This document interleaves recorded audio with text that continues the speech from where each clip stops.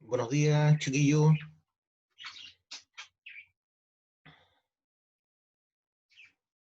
Hoy día tengo métodos con el 301, ¿ya? O con el también llamado 244B. 244B. Lo primero que vamos a ver es el programa.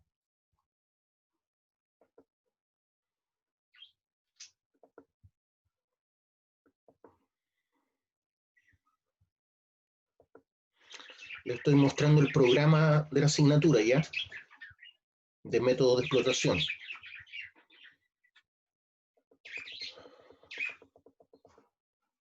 supone que tiene 4 horas o 4 créditos transferibles, ¿ya?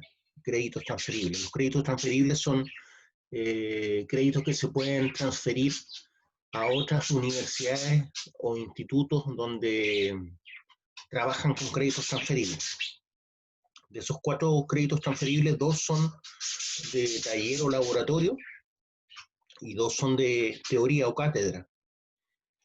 Indistintamente nosotros vamos combinando estas horas, ¿cierto? Porque lo que es taller y laboratorio en general son ejercicios, pero los ejercicios los vamos a ir viendo más adelante cuando ya tengamos una base teórica donde poder ejercitarnos. Así que cuando ustedes vean que tienen 2 horas de práctica o 2 horas de cátedra, piénsenlo al principio como teoría todo, y dentro de las horas prácticas vamos a ir viendo o haciendo ejercicio o viendo videos o viendo imágenes que nos permitan de alguna forma llevar a cabo la parte práctica, ¿ya? Recuerden que no podemos tener clases presenciales, por lo tanto no podemos visitar el taller de minería.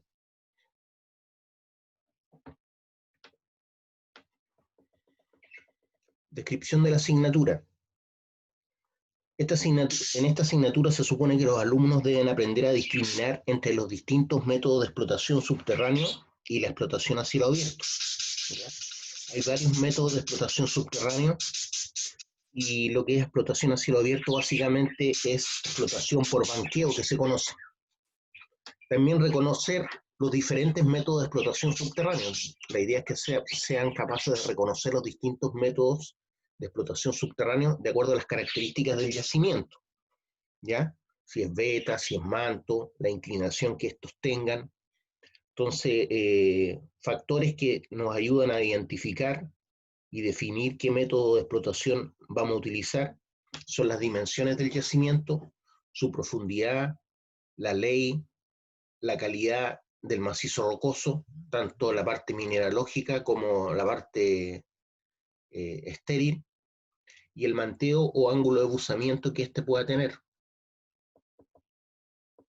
Se supone que los que toman esta asignatura ya debieron haber pasado por perforación y tronadura y cabido y transporte. Eso nos va a permitir tener las herramientas, ¿cierto?, para poder desarrollar ejercicios, ¿ya? Se ven muchos ejercicios tipo de perforación y tronadura y cabido y transporte, pero asociados a cada método. ¿Cuál es la contribución al perfil de egreso, ¿ya?, de esta asignatura? Seleccionar equipos y herramientas necesarias para la extracción del mineral y transporte. Seleccionar equipos y herramientas necesarias para la extracción del mineral y el transporte del mineral o estéril en minería a cielo abierto o en minería subterránea. ¿Cuáles son los resultados de aprendizaje que se esperan lograr con esta asignatura?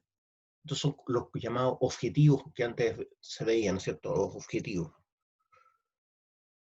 Los objetivos son, entonces, reconocer las diferentes formas de explotación de un yacimiento minero, considerando las características propias del yacimiento.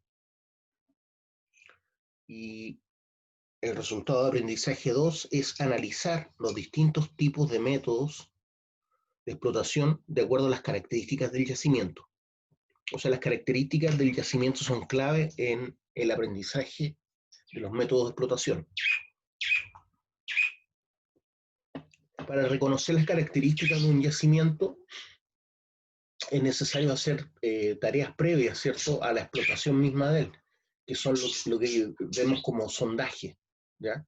Entonces hay que hacer campañas de sondaje para identificar las características del yacimiento, cosa que algunos de estos sondajes sean capaces de cruzar el yacimiento y poder determinar su forma, su ley mineral, su profundidad, el manteo que éste tenga, si es que es una beta, etcétera.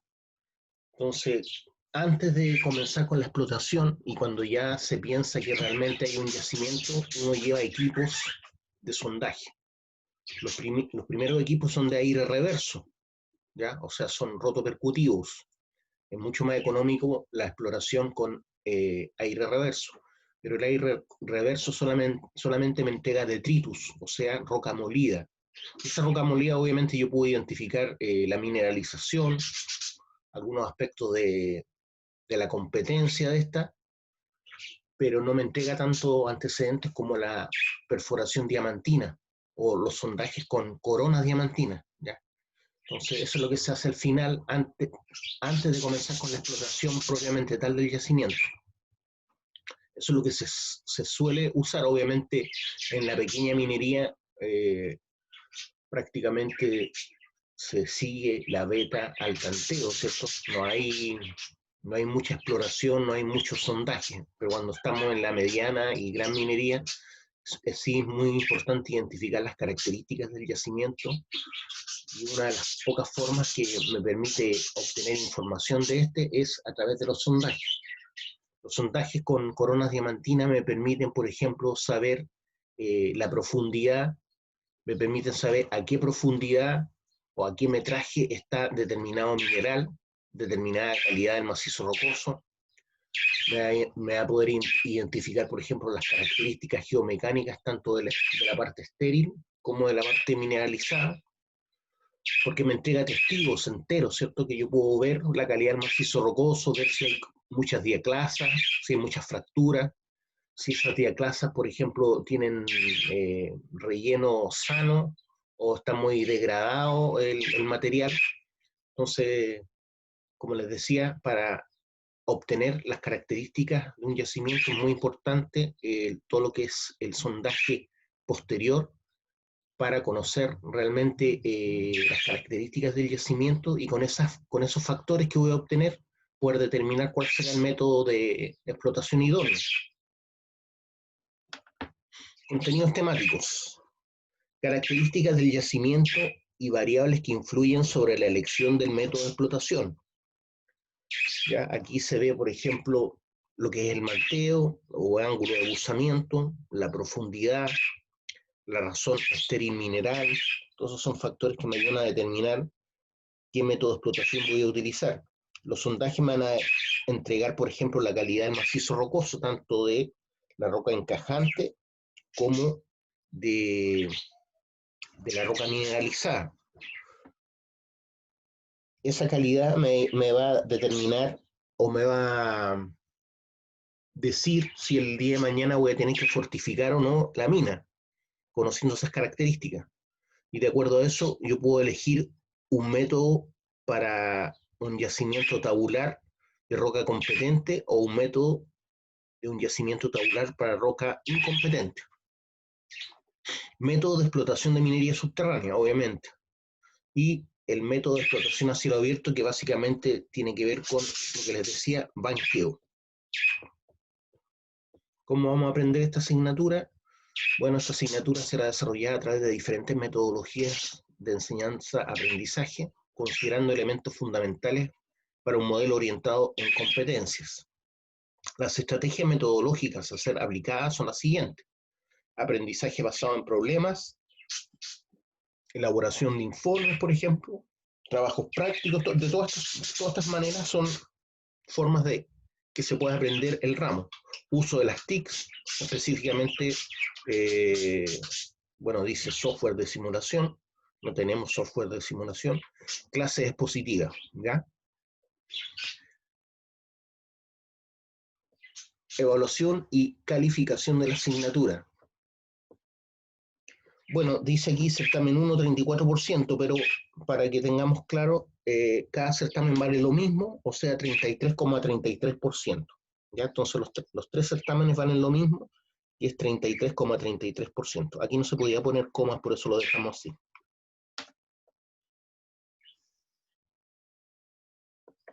Algunos libros que les pueden ayudar: el López Jimeno del año 97, Manual de túneles y obras subterráneas. El López Jimeno, Manual de evaluación de yacimientos minerales. También podemos ocupar el Rambaud Pérez del año 86, hundimientos mineros, y cualquier manual de minería, ¿cierto? Como por ejemplo el de estudios mineros del Perú, manual de minería. Ya nosotros tenemos un manual de minería en la biblioteca que tiene todas las operaciones claves, ¿cierto?, de la minería: perforación, tronadura, carguillo y transporte, que son las operaciones que nos permiten, ¿cierto?, la explotación del yacimiento.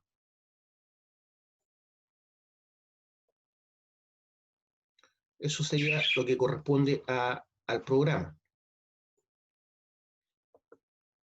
¿Alguna duda, alguna pregunta, chiquillos?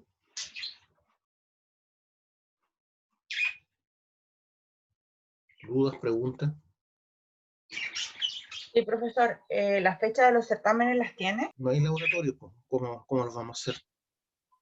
Ya, no, le estoy preguntando netamente porque como salen 2 horas de cátedra y 2 horas de laboratorio, para saber si en esas horas de laboratorio no las vamos a contemplar netamente. Lo que es laboratorio, como les explicaba, tiene que ver con ejercicios más que nada, y videos y esquemas en que podamos entender cómo funcionan estos métodos de explotación. Eso lo vamos a ir combinando clase a clase, ¿ya?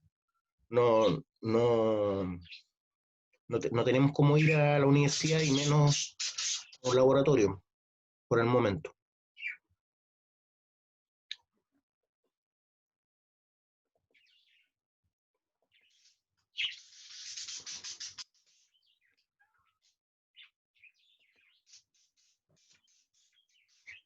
Ahí estamos con el primer PPT, PowerPoint.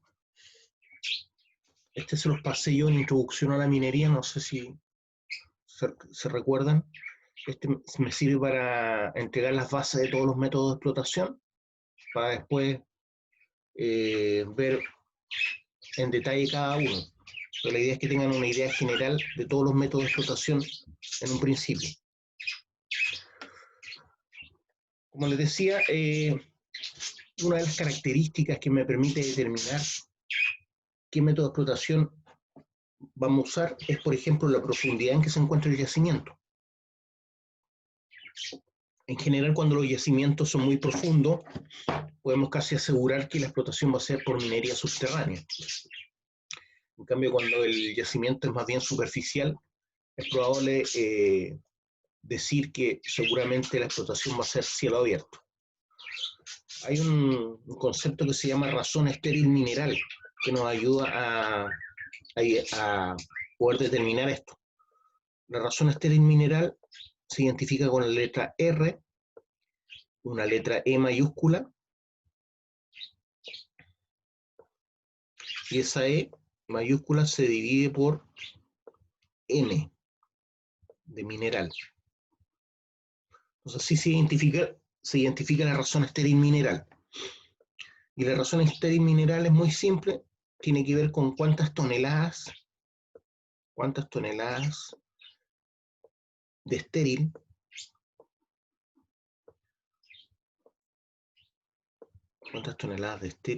voy a tener que remover para obtener 1 tonelada de mineral. Entonces son toneladas de estéril partido por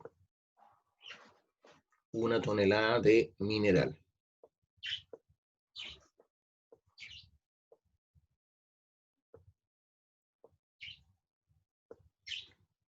Así se determina la razón estéril mineral. Entonces eso me va a decir cuántas toneladas de estéril debo remover, ¿cierto?, para obtener 1 tonelada de mineral. Eso es cuando el yacimiento está cubierto por roca estéril, ¿cierto?, o suelo estéril. Entonces, entre más grande sea el valor de la razón estéril mineral, eso me va a indicar que lo más probable es que la explotación sea subterránea, porque voy a tener que remover muchas toneladas de estéril para obtener solo 1 tonelada de mineral. En cambio, si la razón estéril mineral es pequeña, ¿ya? Por ejemplo, si es 2, ¿ya? 2,5, 3, o sea, voy a tener que remover 3 toneladas de estéril para obtener 1 tonelada de mineral. En general podemos decir que puede ser explotación a cielo abierto, ¿ya? Porque si tengo que remover muchas toneladas de estéril para llegar a la zona mineralizada, eso va a aumentar el costo de mi explotación. Es por eso que finalmente se decide por una explotación subterránea, ¿ya? Entonces esto es lo que llamamos la razón estéril mineral, que es un factor importante para identificar si la explotación va a ser subterránea o a cielo abierto. Entonces, si la razón estéril mineral es muy grande, mayor a 4, por ejemplo, o más, lo más probable es que la explotación sea a cielo abierto. Ahora, si es pequeña, si es 2, 2,5, 3, podemos pensar que podría ser la explotación a cielo abierto. Ese es solamente un factor, ¿ya? Que me puede ayudar a determinar si la explotación va a ser a cielo abierto o subterráneo. Entonces, cuando la explotación se hace a cielo abierto, los costos son mucho menores. ¿Por qué? Porque no tenemos costos de ventilación, por ejemplo, ¿ya? No va a tener que ocupar ventiladores, mangas de ventilación, todo el circuito de ventilación, todo el cálculo y todo lo complejo del circuito de ventilación me lo voy a ahorrar. Por otro lado, la explotación a cielo abierto tiene muy poca fortificación, ¿ya? En general, uno que otro talud que esté en malas condiciones se puede fortificar, pero en general es poca la fortificación que se hace en cielo abierto. En cambio, en minería subterránea, debo asegurarme que el techo y las cajas no se me vengan abajo cuando estoy trabajando, por lo tanto, lo más probable es que sí tenga fortificación. Por otro lado, la producción es mucho menor en minería subterránea que en minería a cielo abierto. Esto en general, ¿cierto? Exceptuando grandes yacimientos como la mina El Teniente, que tiene varias minas trabajando al mismo tiempo. ¿Ya? Porque la división El Teniente, cuando uno habla de la mina El Teniente, en el fondo son varias minas que se están trabajando al mismo tiempo y cada una me entrega una producción. Por lo tanto, la producción en general de esa mina es alta, ¿ya? A pesar de que es minería subterránea. Por ejemplo, la mina Escondida es una mina explotada a cielo abierto y la mina El Teniente es una mina explotada por minería subterránea.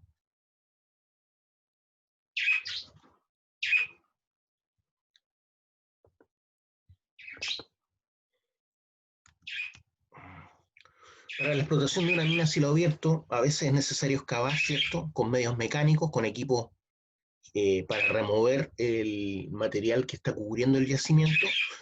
Una vez que se pasa a la zona de suelo, que es la zona más blanda, menos competente, voy a tener que usar explosivos, lo más probable, para poder seguir sacando el recubrimiento del yacimiento. Esto es cuando es a cielo abierto.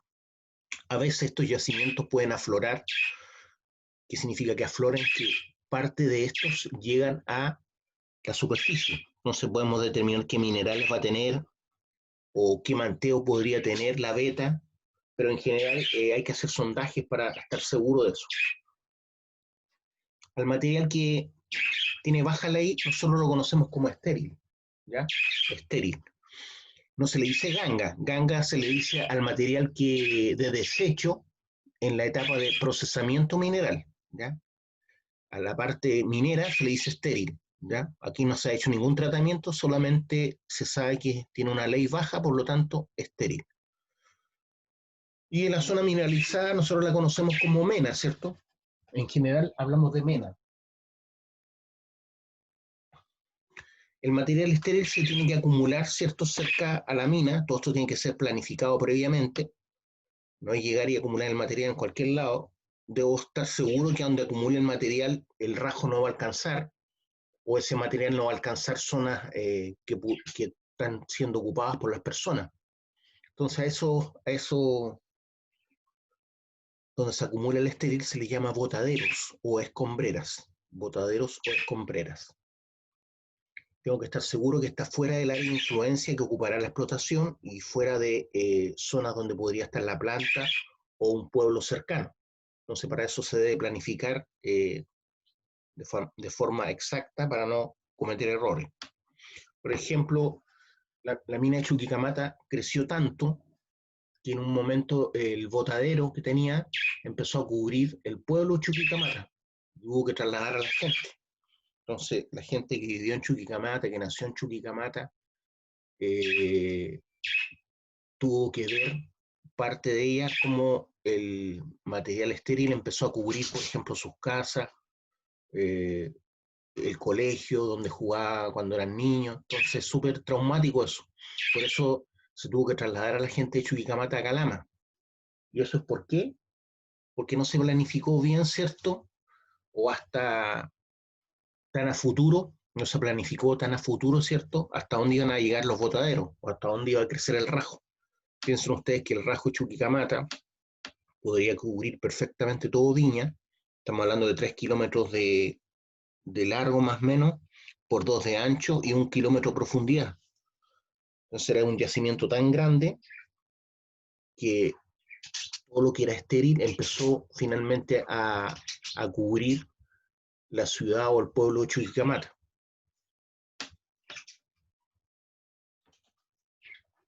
En general, como les decía, las minas a cielo abierto son más rentables económicamente hablando. ¿Por qué? Porque tienen menores costos de explotación. Entonces, un costo seguro que vamos a ahorrar es el costo de ventilación. ¿Ya? En general, las minas a cielo abierto no se ventilan porque están a cielo abierto, como su nombre lo indica.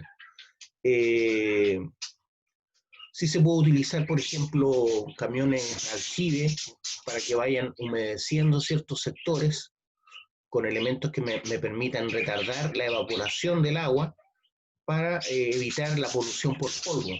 ¿Ya? Hay un costo adicional que se le agrega, pero en general es más económico porque no hay ventilación. Hay menos fortificación en general. ¿Ya? Una mina a cielo abierto, como se va excavando por banqueo, voy dejando escalones de material rocoso, en general es más estable, los taludes son más estables, por lo tanto no se tiene que fortificar mucho. En cambio, en minería subterránea, si la roca no es competente, lo más probable es que tenga que fortificar. Si la profundidad del yacimiento a cielo abierto va creciendo mucho, empieza a disminuir, ¿cierto? Empieza a disminuir esa ventaja económica que me entrega la explotación a cielo abierto en favor de una explotación subterránea. Y es lo que ocurrió con Chuqui, ¿cierto? Chuqui era una explotación a cielo abierto y hoy en día se está explotando por minería subterránea. ¿Por qué? Porque ya estamos en 1 kilómetro de profundidad, los grandes camiones mineros tenían que bajar mucho para extraer el mineral y eso implica costos ciertos de petróleo, costos de neumáticos, entonces se empezó a elevar mucho los costos de explotación de un rajo tan grande como el de Chuqui. Entonces cuando ya deja de ser rentable la explotación a cielo abierto, se piensa en una explotación subterránea.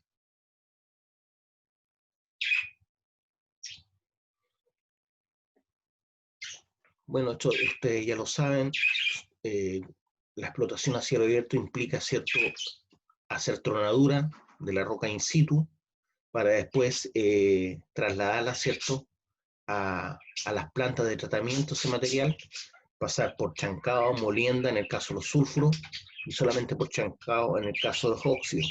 En general, el chancado y la molienda son operaciones que gastan mucha energía, ¿ya?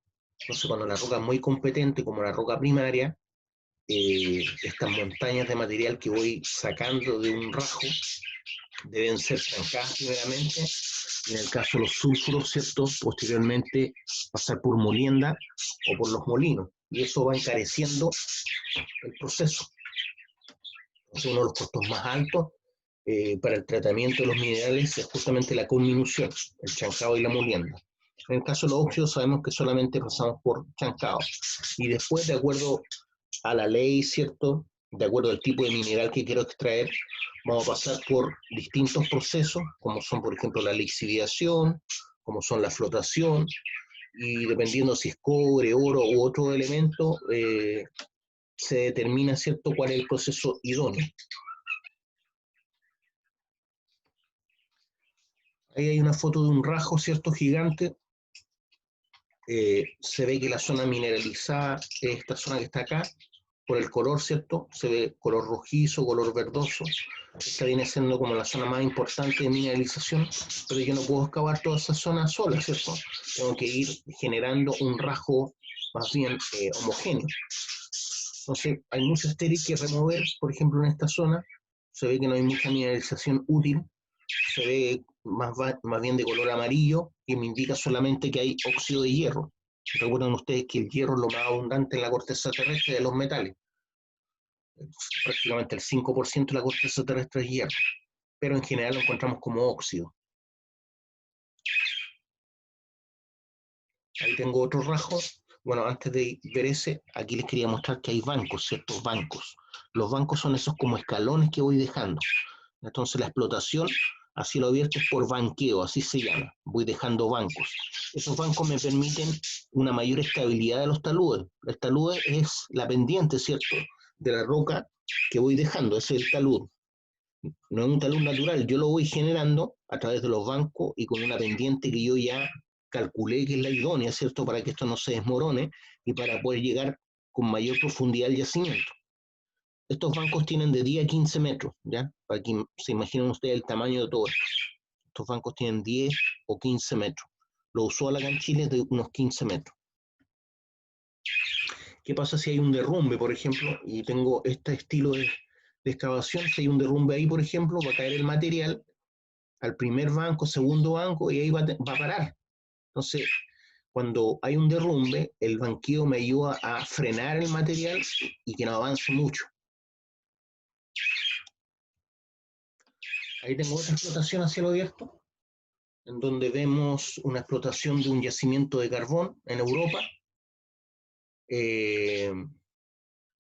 Aquí la gracia, ¿cierto?, de este yacimiento es que es un manto de carbón gigantesco, de buena calidad, y además tiene poco recubrimiento. El recubrimiento es la zona amarilla, ¿ves? Entonces tiene poco recubrimiento, puedo utilizar gran maquinaria para poder ir comiéndome, ¿cierto?, el manto de carbón. Se ven correas transportadoras, se ven rotopalas que me ayudan a extraer el mineral, etc. Este carbón en general, el que estamos viendo acá, es de buena calidad. ¿Qué significa eso? La calidad del carbón se mide por la capacidad calorífica que este te entrega. Por ejemplo, nuestros yacimientos de carbón de Lota, que por mucho tiempo se explotaron por la empresa llamada Enacar, Empresa Nacional del Carbón, dejaron de ser rentables por mucho tiempo. ¿Por qué? Porque la calidad del carbón no tenía mucha capacidad calorífica por un lado, y por otro lado no estaba tan fácil de extraer como esta mina que estamos viendo acá. Eran yacimientos profundos y, para más remate, estaban bajo el mar. Entonces muchas veces se inundaron las minas y murió personal. Entonces hace tiempo que estas minas de carbón de Lota estaban siendo riesgosas y además poco rentables, iban a pérdida. Pero se mantenían, ¿por qué? Porque el carbón se considera un mineral estratégico, porque en el caso de faltar petróleo u otro combustible, se recurre al carbón. Hoy en día las plantas termoeléctricas que utilizan carbón tienden a desaparecer, ¿cierto?, porque son las que más polución producen. Entonces están ocupando plantas de petróleo y plantas de gas natural. Ahí hay unos equipos típicos, ¿cierto?, que se ven en minería a cielo abierto, que son las perforadoras rotativas. Vemos estas columnas gigantes, ¿cierto?, de 20 metros o más, que tienen la sarta de perforación. La sarta de perforación es eso que está ahí, que se ve ahí, que son los aceros de perforación, ¿cierto?, que van a penetrar el cerro. ¿Ya? Ahí está la perforadora propiamente tal, ¿cierto? O puede estar acá la perforadora propiamente tal, y esto lo único que hace es mantener derecha la barra de perforación para penetrar el cerro. Estamos hablando de diámetros mayores, sobre 6 pulgadas. Barras de perforación que ustedes ven ahí que fácilmente tienen unos 20 centímetros de diámetro, ¿ya? Entonces esta columna de sarta o aceros de perforación pesa mucho. Ese peso genera un empuje en la roca, más la rotación me permite la perforación, ¿ya? En el fondo de la salta de perforación está un elemento que se llama tricono, y con eso yo voy perforando el cerro, que vendría siendo como el bit de perforación, el tricono. Estos equipos son pesados, son lentos, por lo mismo, ¿cierto? Porque son pesados y van sobre orugas, como son tan pesados, para evitar que se queden como empantanados en zonas con mucho polvo, andan sobre orugas.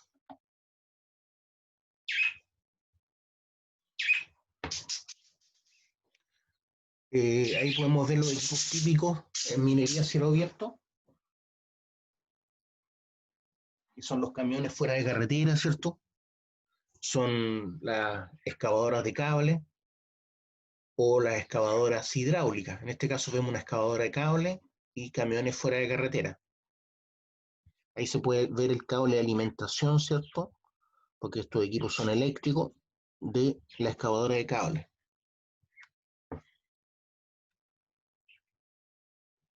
Ahí se ve una operación a cielo abierto. Ahí en el fondo tenemos una excavadora de cables, como la anterior, incluso más grande que esa, y prácticamente ni se ve. Esta es la mina escondida, si no me equivoco, hace como unos 10 años atrás. Y ustedes ven el tamaño, ¿cierto?, de los bancos, porque la excavadora de cable prácticamente ni se ve, y los camiones fuera de carretera que también son gigantes. Entonces ahí uno ve la magnitud, ¿cierto?, de estas explotaciones. Entonces ahí se ven los bancos de 15 metros de altura, ¿cierto?, que evitan justamente que los derrumbes, ¿cierto?, aumenten. Por ejemplo, hay un derrumbe que va ahí el material. Aquí hubo otro derrumbe que va ahí el material o a lo más allá abajo.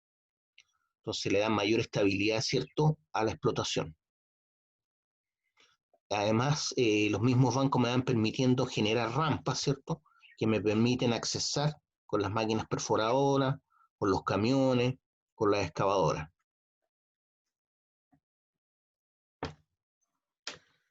Entonces, a grandes rasgos podemos dividir los métodos de explotación en minería subterránea, en aquellos aplicados a cuerpos mineralizados tabulares, por ejemplo, o a cuerpos masivos que crecen en todas las dimensiones, como son los porfios cupríferos.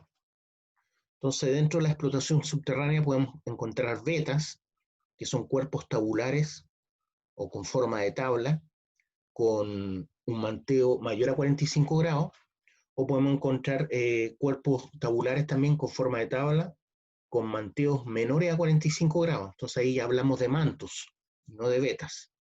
Y los yacimientos masivos, que en general se llaman porfios cupríferos, que son yacimientos masivos que crecen en todas las dimensiones. Las cámaras que voy dejando, o los espacios huecos que voy dejando en la explotación, se les dice, o se les llama cámaras. En inglés, stopes. Cámaras o stopes. Entonces tenemos métodos de explotación para explotación subterránea de vetas de roca competente, y tenemos también métodos de explotación subterránea de vetas para roca no competente, o sea, que no es autosoportante. También tenemos métodos de explotación básicamente uno para lo que son los mantos, que es el room and pillars.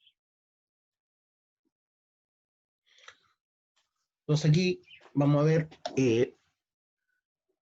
cómo explotamos los cuerpos tabulares. Bueno, para que quede claro lo que es un cuerpo tabular, voy a abrir la cámara, ¿cierto? Y les voy a mostrar un celular. Un celular es un típico cuerpo tabular, ¿ya? Porque tiene forma de tabla, ¿cierto? ¿Qué significa que tenga forma de tabla? Que tiene dos dimensiones bien desarrolladas, esa y esa. Esas son las dimensiones bien desarrolladas que tiene un yacimiento tabular o con forma de tabla, esta y esta. Pero esta tercera dimensión no está bien desarrollada, ¿cierto? Que vendría siendo el espesor del celular. A eso le llaman potencia, a esto se le llama potencia cuando es una veta o cuando es un manto. Al espesor del celular se le llama potencia de la veta o del manto, ¿ya? Entonces, básicamente los cuerpos tabulares o yacimientos tabulares tienen dos dimensiones bien desarrolladas, como les dije, esta y esta. Pero la tercera dimensión no está muy bien desarrollada, es delgada, ¿ves? Eso es lo que le llamamos potencia de una veta o potencia de un manto. Hablamos de betas cuando el cuerpo tabular está más bien vertical, o cercano a la verticalidad, cercano a los 90 grados. Entonces, sobre 45 grados, un ángulo de manteo sobre 45 grados, hablamos de beta. Cuando el ángulo de manteo o de buzamiento es menor a 45 grados, o sea, tiende a ser un cuerpo más bien acostado, se habla de manto. Entonces, con ángulos de buzamiento o ángulo de manteo menores a 45 grados, hablamos de mantos. Eso sería un manto, eso sería un manto, un manto. Ahí ya estamos hablando de una beta, ¿cierto? Porque tienen un ángulo de manteo, que sería ese ángulo que está ahí, ¿cierto? Ese ángulo mayor a 45 grados. No sé si me siguieron la explicación. Ahora le voy a hacer un dibujo para que quede más claro. Entonces, si esta es la superficie, ¿cierto? Y la beta tiene esta forma.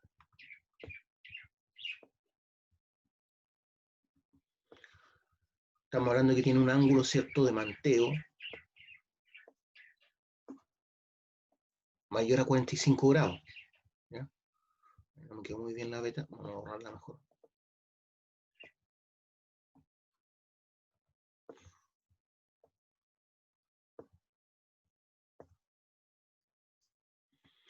Esa sería la beta, ¿cierto? Nunca es parejita, pues. Nunca es perfecta, porque no es una cosa hecha por el hombre. Entonces, esa sería la beta, y el ángulo de manteo o el ángulo de buzamiento es el ángulo que se forma con la horizontal, que sería este que está acá, ¿cierto? Cuando este ángulo es mayor a 45 grados, hablamos de beta, entonces esta vendría siendo una beta. Si el ángulo es menor a 45 grados, va a ser una cosa así, ¿cierto?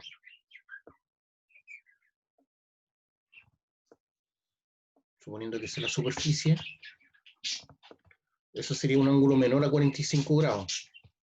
Estamos hablando de unos 30 grados ahí, 25 grados. Entonces a eso ya no le llamamos beta, le llamamos manto. Esto que está acá sería un manto. Lo único que diferencia la beta del manto es el ángulo de buzamiento o el ángulo de manteo. Entonces cuando es menor a 45 grados, como este que está acá, hablamos de manto.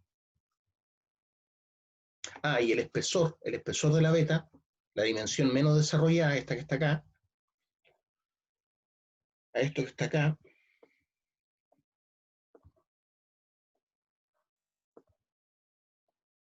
ese espesor que está ahí indicado, se le llama potencia, la potencia de la beta, o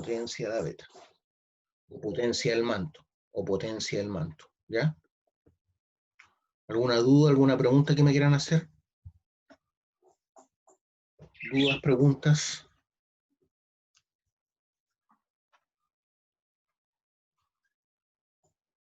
Entonces, cuando estamos con cuerpos tabulares o forma de tabla en roca competente, hay varios métodos de explotación que van a depender básicamente de la potencia, ¿cierto? La potencia de esta beta.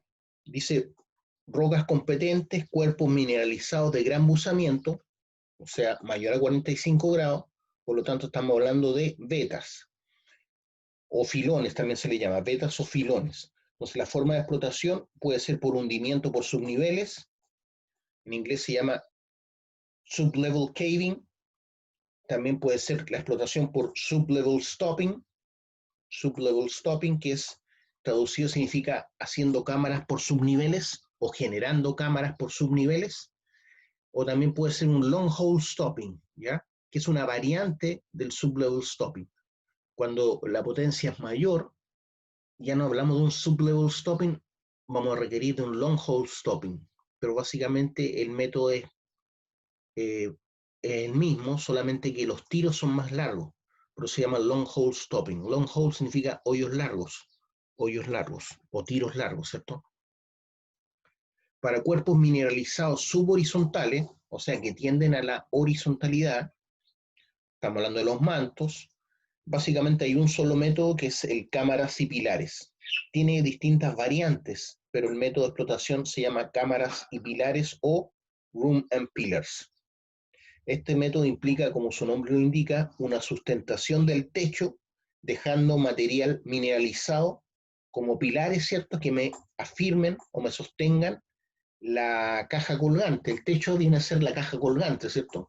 Esa caja colgante la sustento con pilares que yo voy dejando de mineral, son pilares de mineral que yo voy dejando para sustentar el techo. Cuando el mineral es muy valioso, yo puedo generar pilares artificiales para poder después, posteriormente, extraer esos pilares que dejé de zona mineralizada.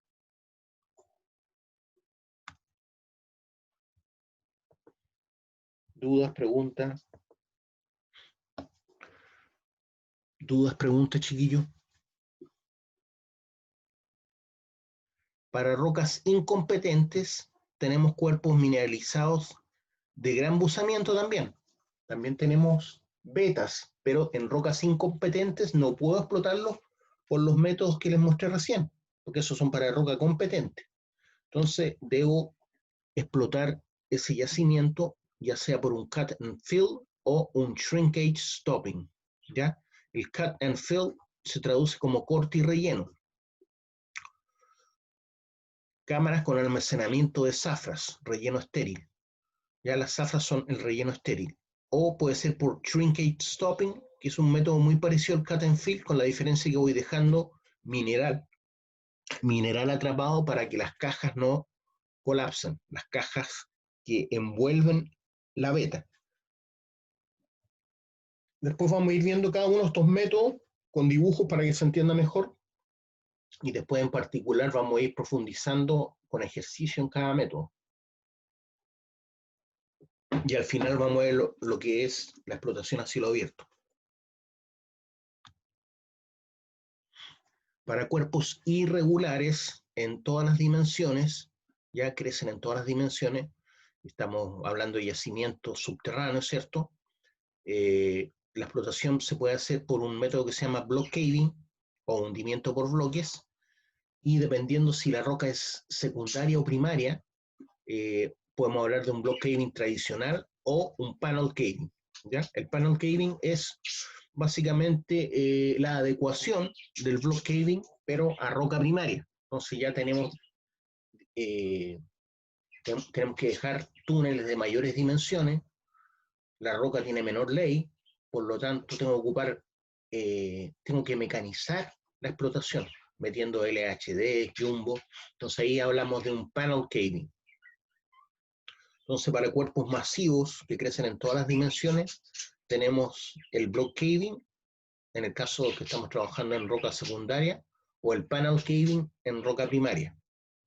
Estos yacimientos en general son pórfidos cupríferos, así se denominan desde un punto de vista geológico, ¿ya? Son grandes yacimientos que pueden tener 1 o 2 kilómetros de profundidad y un ancho de hasta, no sé, por 1 kilómetro de ancho, más o menos. Hundimiento por subniveles también es un método que me puede servir para un pórfido cuprífero. Hundimiento por subniveles también se le llama sublevel stopping. Ah, no, aquí me equivoqué. Aquí debería decir sublevel caving, no sublevel stopping. El hundimiento por subniveles se llama sublevel caving. Corte esquemático. Note que el subnivel inferior tiene que avanzar más rápido que el superior. Bueno, eso lo vamos a ir viendo con los dibujos, ¿ya? Con los dibujos. Entonces también se puede utilizar el sublevel caving, no stopping como dice ahí, y a eso le llaman hundimiento por subniveles.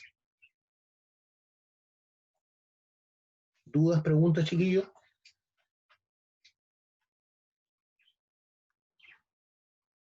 Como tenemos 4 horas de clase, vamos a hacer un break en algún momento y después retomamos, ¿ya?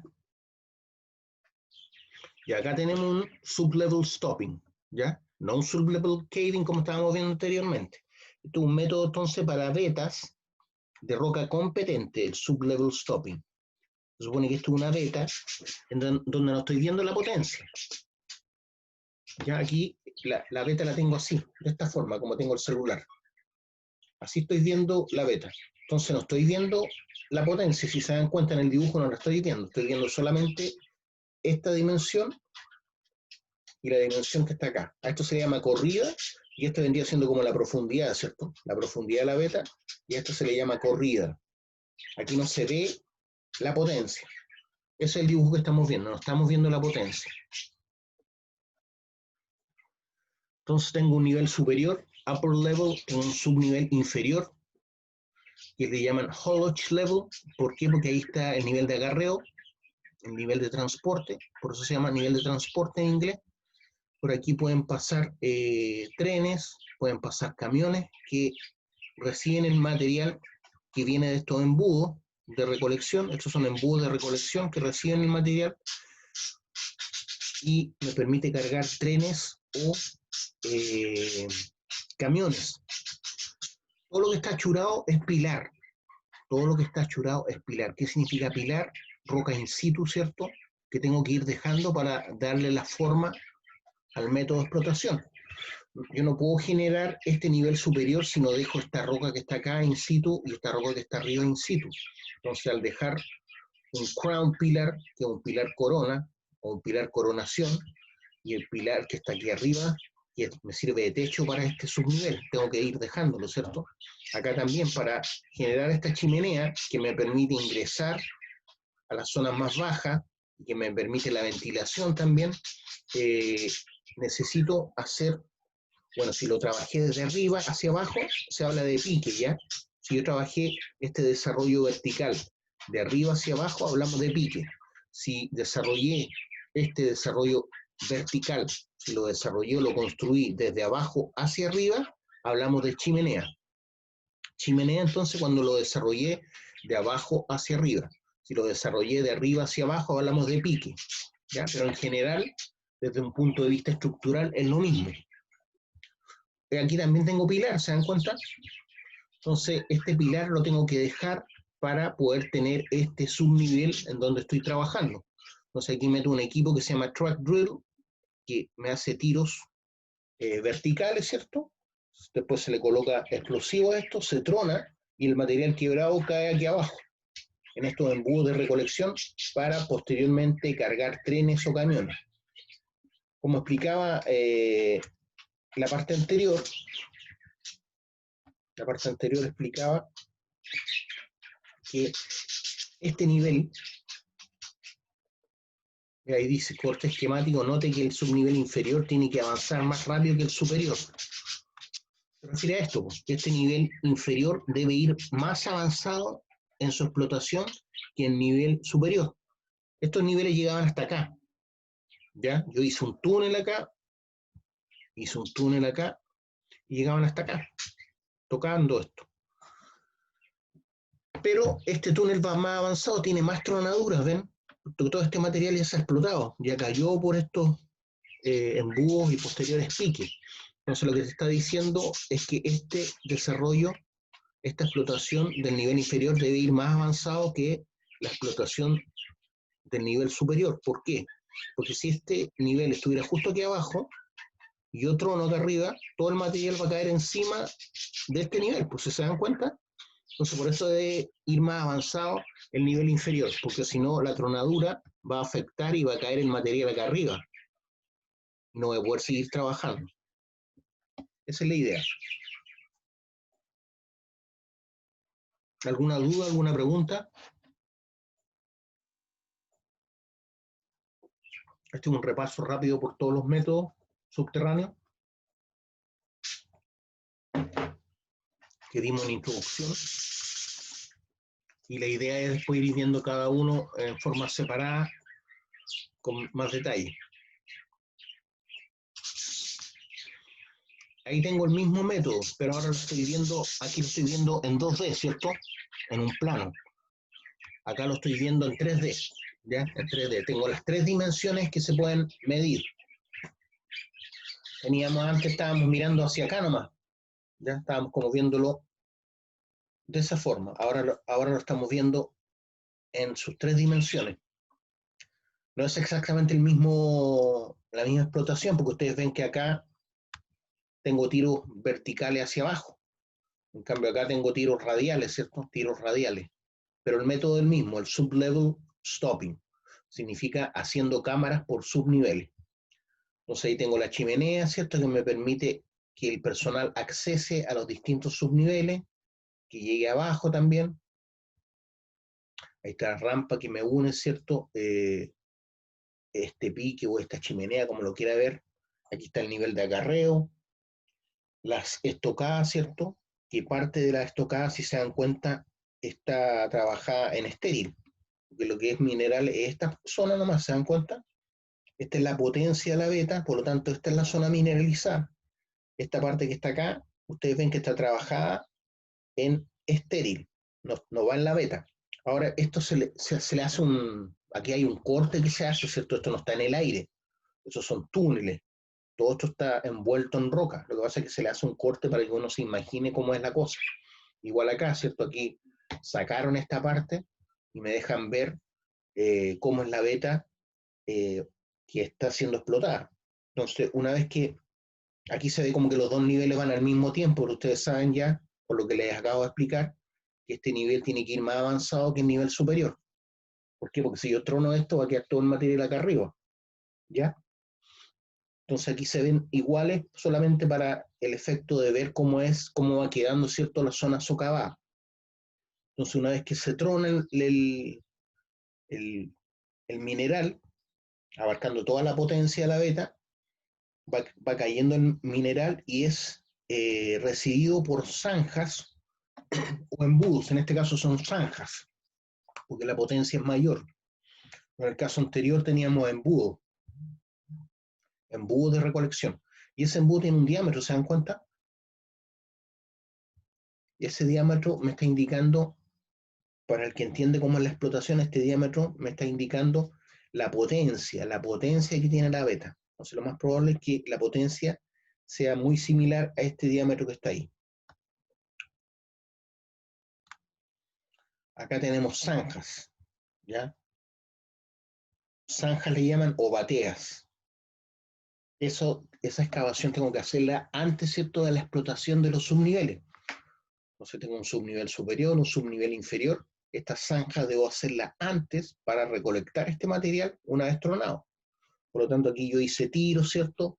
Perforé, troné, y este fue el primer material que saqué por estas estocadas que accesan, que son calles de producción, básicamente. Son estocadas o calles de producción que accesan a la beta.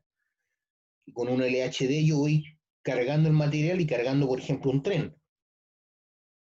Aquí nos damos cuenta que la calle de producción o la estocada de producción está al mismo nivel que el nivel de acarreo o nivel de transporte. Entonces aquí puede trabajar un LHD que carga trenes o podrían pasar camiones por acá también. ¿Ya? Este sería el nivel de acarreo. El nivel de acarreo. Entonces tengo estocadas en el nivel de producción y el nivel de acarreo, que es el mismo nivel de producción en cuanto a la cota, ¿cierto? A la altura. Está al mismo nivel. Aquí llega un equipo, ¿cierto? Un jumbo radial y empieza a hacer tiros radiales de esta manera. En el caso anterior llegaba un equipo tipo track drill, que es un equipo más bien pequeño, que está sobre orugas y me hace tiros verticales, que generalmente son equipos que se utilizan para explotación a cielo abierto. Pero aquí también me podrían ocupar un track drill. Track drill. En este caso es un jumbo radial que hizo estos tiros. Cada uno de estos tiros, todos estos tiros están en el mismo plano. ¿Ya? A este plano de tiros se le llama parada de tiros. A veces esa parada de tiros no es para explotación, en este caso es para explotación, ¿cierto? Yo a cada uno de esos tiros les voy a poner explosivos para tronar eso. Pero hay veces que hay que fortificar un cerro, por ejemplo, en un block caving, yo tengo que hacer tiros radiales también para fortificar. Entonces, en vez de colocar explosivos, yo coloco cemento acá y coloco pernos que me sirvan para sujetar la zona descomprimida, la zona suelta, la sujeto a la zona comprimida, que es la zona firme. Entonces, existen paradas de producción, en este caso esto es una parada de producción, cada uno de estos tiros va a ir con explosivo para posteriormente tronarlo, pero también existen paradas semejantes a esta, quizás con tiros no tan largos, para lo que es fortificación. Entonces ahí yo voy a poner cemento o lechada que le llaman, lechada de cemento, y después voy metiendo pernos helicoidales, que una vez que frago el cemento me va a servir para fortificar el cerro. ¿Se entiende? ¿Dudas, preguntas, chiquillos? ¿Dudas, preguntas? Hoy vamos a hacer un break ya. Vamos a retomar la clase un rato más. El mismo link, ¿ya? Voy a parar la clase y después con el mismo link nos conectamos. A las 11:30, ¿les parece? Ya, profe. Ya, porque son 4 horas seguidas, entonces vamos a parar un rato y después la retomamos a las 11:30. ¿Lo estamos viendo? Con el mismo link, acuérdense.